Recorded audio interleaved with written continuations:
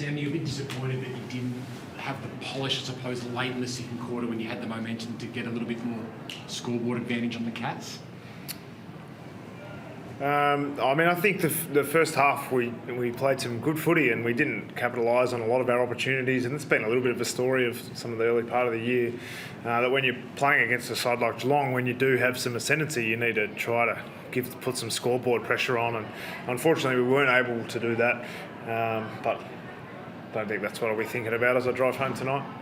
What will you be thinking about as you drive home? I just think that the third quarter, the way that they played, and the complete change in the game, and how we just couldn't find any answers in any way, and trying to find solutions for a young group to be able to deal with adversity like that when it comes, and to make the first 2 or 3 goals end up at 4, not 10, and trying to support the boys and trying to make sure that we can be stronger in that area. You went straight after the three-quarter time. What was the message? We won the first 2 quarters and we lost the third, and just try to reset the game and let's see how we can go in the last quarter. Let's play the right way. Let's try and see if we can get some ascendancy back and see if we can challenge them again. I think obviously the game was, you don't want to talk to the players about the game being over as far as the scoreboard went.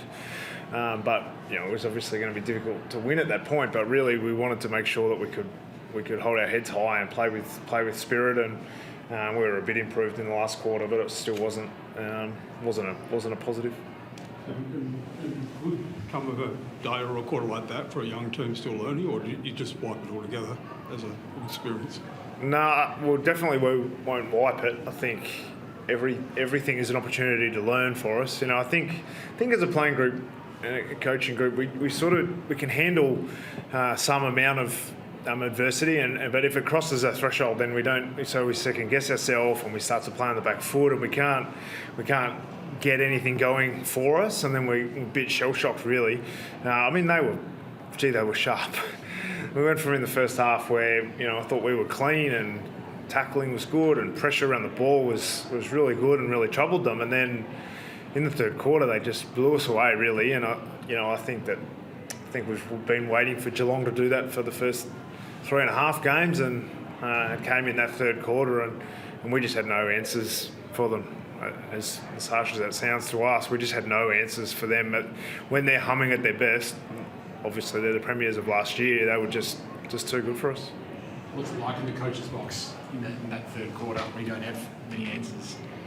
Yeah, we tried a couple of things, but we think clearances for the quarter between the arcs was 0-9. Centre bounces we only won a couple. We couldn't get the ball inside 50 at all.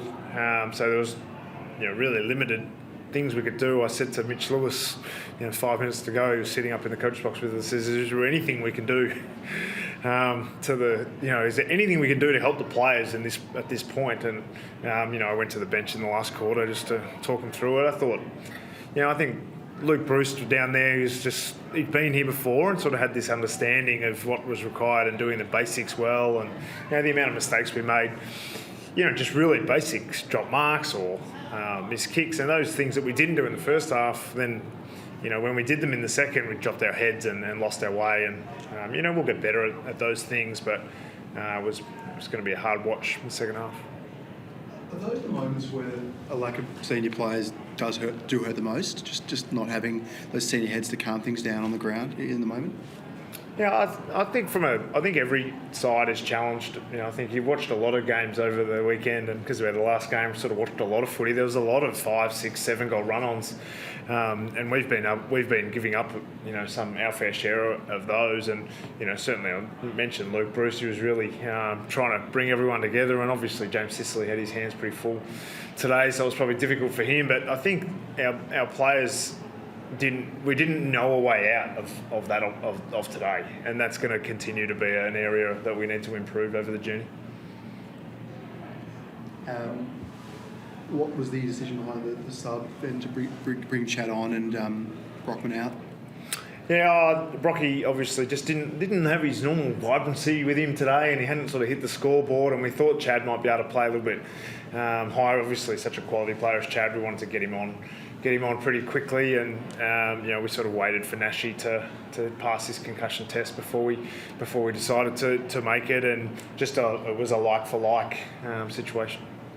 Just one more if we've got one. Sam, Lloyd Meek was involved in a ruck contest with Mark Blitzars in the first quarter where Blitzars was down for a little bit. A free kick was played against Meek at the time. Would anyone in the coaching staff have a word to Lloyd about technique in that situation? Because Chris was quite vocal before about that action probably not being appropriate in the game. Oh, I didn't look at the replay of it.